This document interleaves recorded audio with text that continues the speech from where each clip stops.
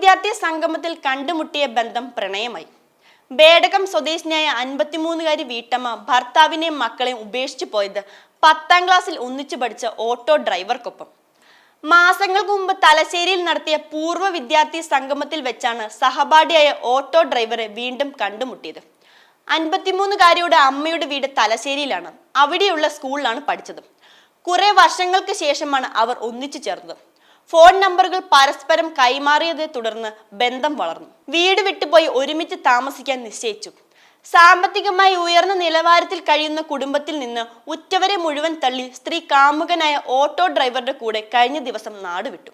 ഭർത്താവിന്റെ പരാതിയിൽ കേസെടുത്ത് അന്വേഷണം ആരംഭിച്ച ബേഡകം പോലീസ് കമിതാക്കളുടെ ഫോൺ ലൊക്കേഷൻ തപ്പിയിറങ്ങി. വയനാട് പോയി ബസ്സിൽ മടങ്ങി ഇരുവരെയും ബേഡകം SI അരവിന്ദന്റെയും ASI സരളയുടെയും നേതൃത്വത്തിലുള്ള പോലീസ് സംഘം രഹസ്യമായി പിന്തുടർന്നു. തലശ്ശേരിയിൽ ഇറങ്ങിയപ്പോൾ കസ്റ്റഡിയിലെടുത്ത് ബേഡകം സ്റ്റേഷനിലെത്തിച്ചു.